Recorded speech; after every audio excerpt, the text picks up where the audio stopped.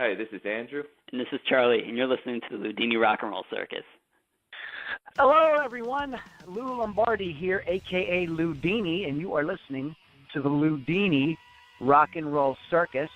Today I've got Charlie and Andrew on the phone from the band The Soft Underground from New York City. They've got a great album out called Lost in Translation. Absolutely beautiful record, and I'm really excited to have the guys here with us today. Before we get started with all that, though, I'd like to thank my sponsor, Positively Pittsburgh Live Magazine, pplmag.com. It's Pittsburgh's first internet radio, TV network, and online community magazine business directory. You can sign up, and then you will get all kind of cool downloads with videos and audio podcasts like this one.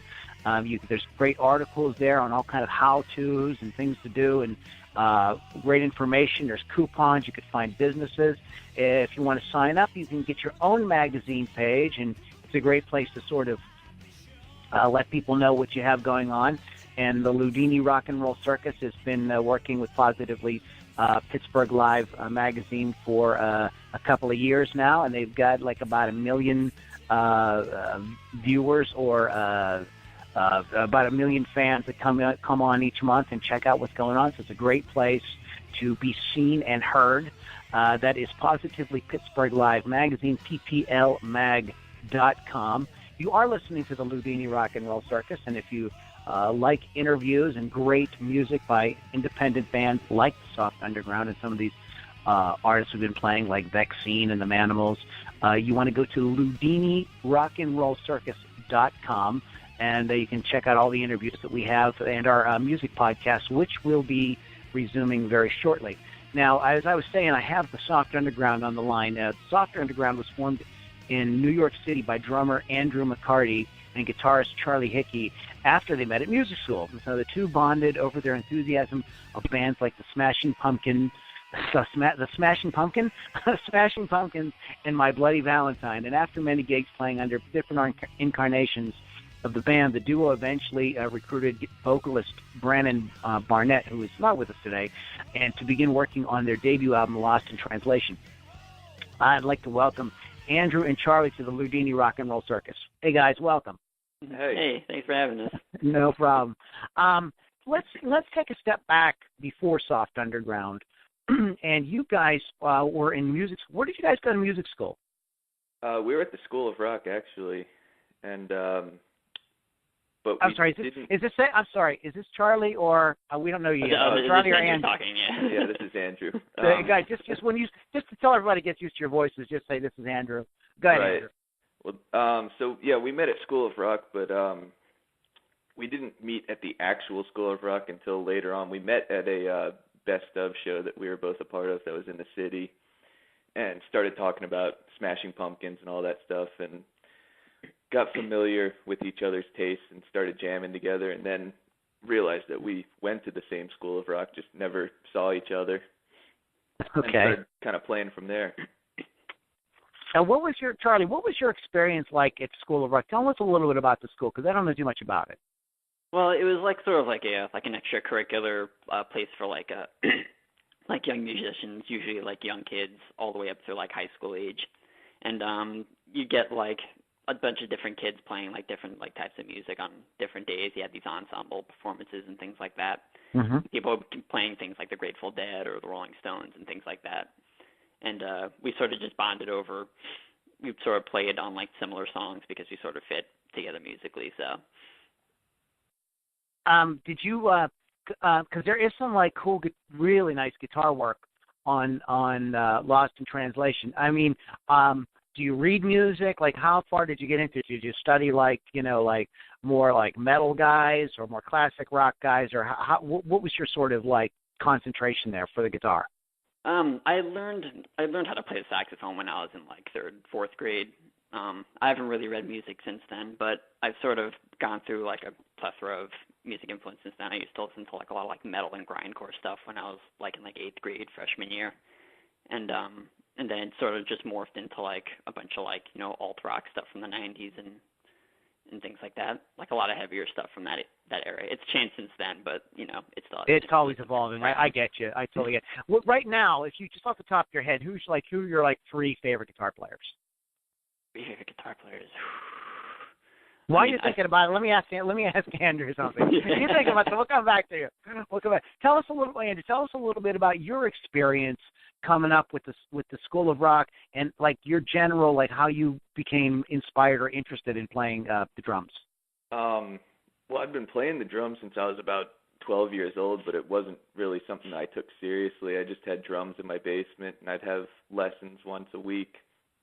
But I wasn't really practicing or anything until my drum teacher at the time recommended School of Rock because you get to play with other people. Mm-hmm.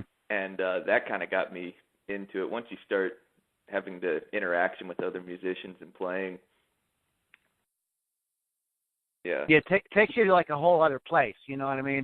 Yeah, absolutely. Yeah, there's a social aspect to playing music, I think, right? You know what I mean? Because you're hanging out with your bros and you're having a good time, and yeah, that's definitely part of it. Yeah, it started our band. yeah, I mean that's exactly how a lot of bands start. So what do you think, Charlie? We gave you a minute here to think about it. You got a couple of favorites? Yeah, give me another minute. No, no. I mean, a lot of like early influences. Like I used to listen to a lot of like Carlos Santana, like very early on, and that's pretty much what got me into the guitar in the first place when I was like maybe like 6 or 7. My dad had a few guitars lying around the house, so I sort of picked up on that and tried to play along to like Santana records pretty badly. And but later on, I started to get into like John Frusciante and Billy Corgan, like their styles of playing and things like that. And since then, especially recently, I've sort of gotten into like different styles of music, like John Fahey and things like that. Like just pulling from like a wide range of like styles, of course, and types of playing and things like that. Of course, I mean it's one of the things that's like kind of cool about what you guys are doing is the musicianship is pretty accomplished, which is a light. I don't not to knock some of these like grunge or post grunge kind of bands, but you seem a little bit more like okay, you got the sort of like technical aspects of the music together in a more noticeable way, in a more obvious kind of way than a lot of your influences, and I think that's kind of what makes what you're doing kind of special. Oh, thank you. Yeah, I mean, I think that's pretty obvious. So let's go ahead and talk a little bit about the band Soft Underground. What's the writing process? Is it like do you guys write on your own? Do you all just come together and start jamming? Like how do you put the songs together? It's pretty much. I mean, I have my own songs, and Andrew has his own songs, and we sort of usually like combine ideas together. But at the same time, we would like jam on, like work out things while jamming and things like that. And a lot of ideas have come from all sides. Andrew, you have your own songs, but you're the drummer. So do you play another instrument? Do you sing? Like, what is your approach? I play a little bit of guitar, just enough to, write my own songs. Generally, I rarely write anything on the drums, but that's happened occasionally. But yeah, mostly I'll just write something on guitar and bring it in to Charlie, and he'll make it sound better. I kind of just give him a skeleton of a guitar, some chords or something, and then he could just take it to the next level. Does Brannon's on here, but does Brannon write his own lyrics, or does he write the lyrics that you guys sing the lyrics that you guys write? How does that work?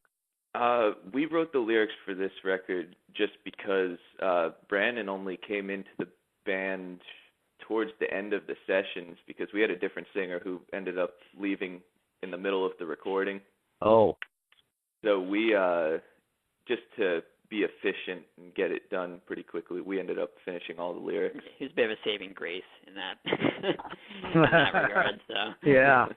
Oh, geez, that has to be nerve-wracking. How did you guys cope? Did you know Brannon from before, or was he just what did he do? Answer a Craigslist ad, or what did you do? No, I knew Brannon because he is in another band called the Stonecoats, and I also on the side I do some recording and engineering, and I produced the Stonecoats' first record last summer. Mm-hmm. And so I knew him previously, and it was just kind of one of those things where when you're in a situation where you need to get, find someone, I knew he was a great singer and he was a friend, so it was just an obvious choice for me. So the recording process then, who all played on it, and is this self-produced, or did you guys work with an outside producer? And I understand you recorded in a couple of different locations, so why don't you can go ahead and talk about that too. Whoever wants to jump in. The entire thing is self-produced. We recorded everything pretty much ourselves with we got a couple people that we knew, friends of ours, and people that Andrew had worked with at his studio and everything like that. We did switch around. Most of the guitars were recorded at the Studio 809 in New Jersey, and then a lot of added little parts like keyboard and stuff like that. That stuff was all around. Yeah, okay.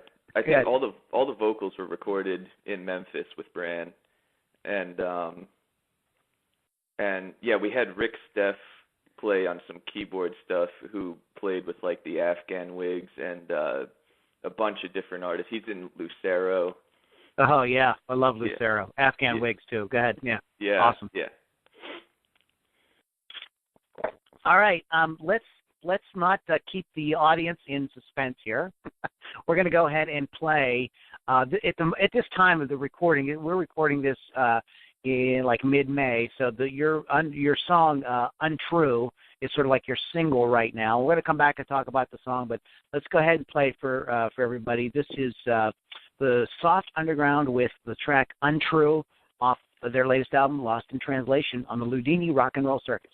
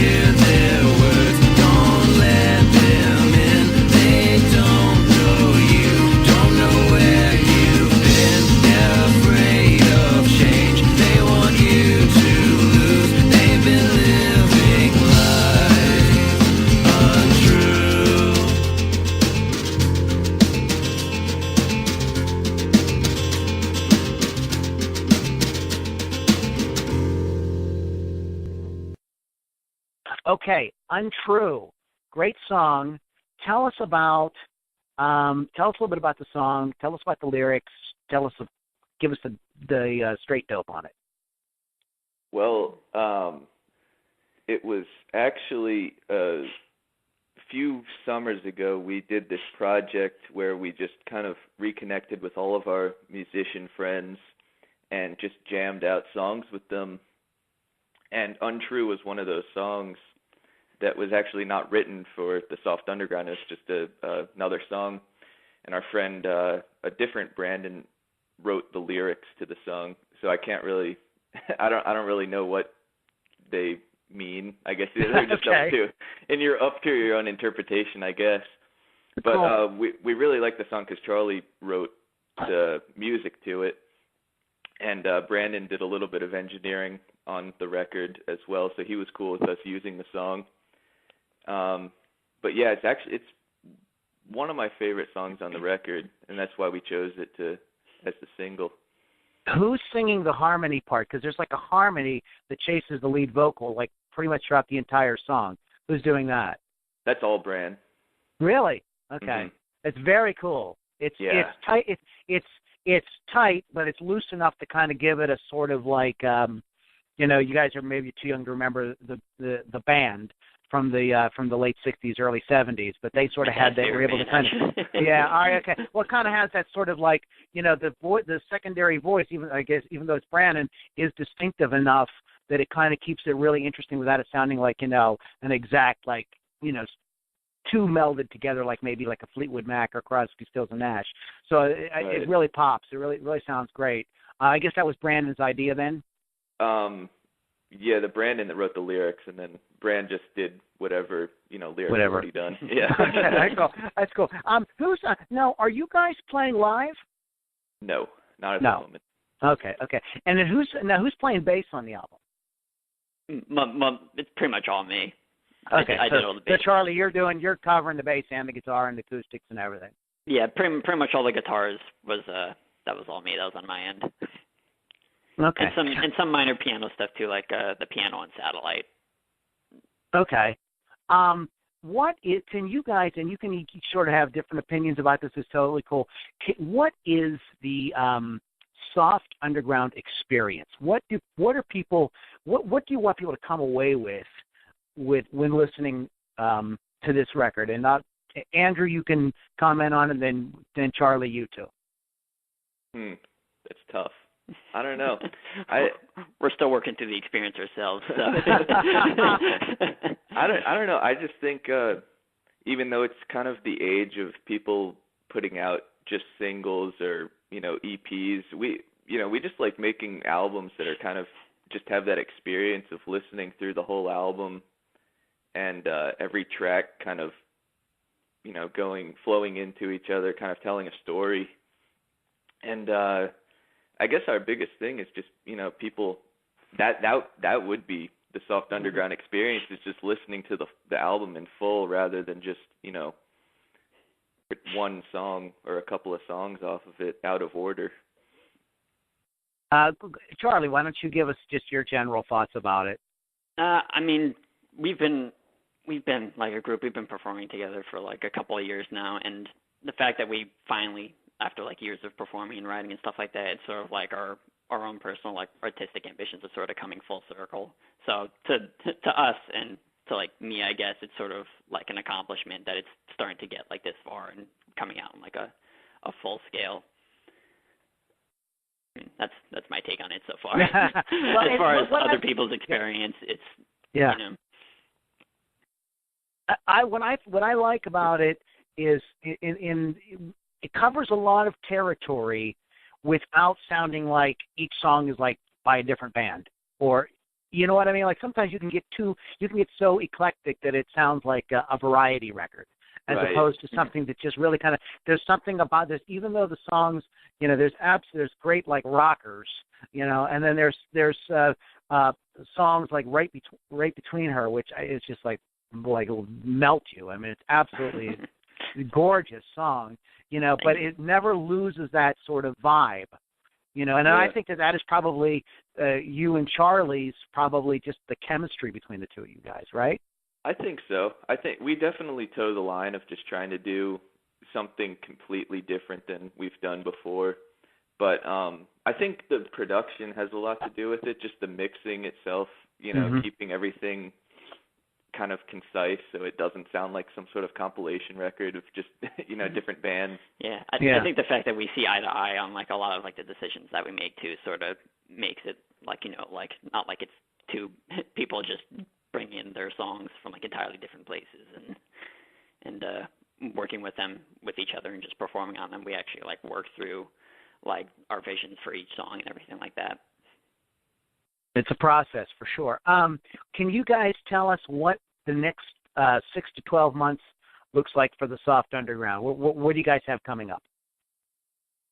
Well, we this week we've been recording some new music in New Jersey, and we're going to officially begin working on our next album in August in Memphis, and that's probably going to be most of our time just making the next album and try to blow the first one out of the water.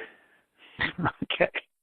Well, I got you. Well, that's the way to do it. You know what I mean? You finish one, just get started right on the next record. So very, very cool. Can you tell everybody at home how they can follow what you're doing and keep up with what you have out there using the internet? We have our official website, thesoftunderground.com, our Facebook, just facebook.com/softunderground. And I think for all of the most complete information that you could get would just be our Bandcamp page. The Soft Underground Bandcamp has, anything that you would need to know and the music, download it there. And yeah, we're going to be releasing more videos in the future too. So we'll probably be releasing like a short documentary on like the recording process for this for an upcoming album. So that'll be something to look forward to. Well, keep us informed about that because we would love to help you guys promote that. You guys got a few minutes? I'd like to do a bonus question after we finish the official podcast. You got a minute? Yeah. All right, guys. All right, hey guys, you've been listening to the Soft Underground. Andrew and Charlie, a great band. I cannot tell you guys enough how much you really need to go out and get their new record, Lost in Translation. There's not a moment, there's nothing on it that you're not going to love. It just flows together in an absolute sort of magical way, and I'm really excited. I knew nothing about these guys until their publicist got a hold of me, and I'm completely sold. So you definitely want to check it out. That is the Soft Underground, thesoftunderground.com. One more time, you are listening to the Loudini Rock and Roll Circus. That is LoudiniRockandRollCircus.com.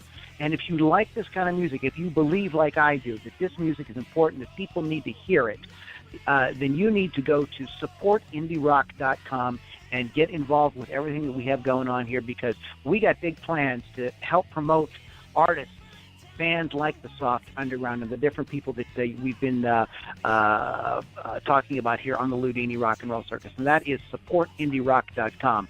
One more time to my wonderful sponsor, Positively Pittsburgh Live Magazine. That is pplmag.com. Go there and check everything out that they've got going on. Guys, you've been listening to the Loudini Rock and Roll Circus, LoudiniRockandRollCircus.com.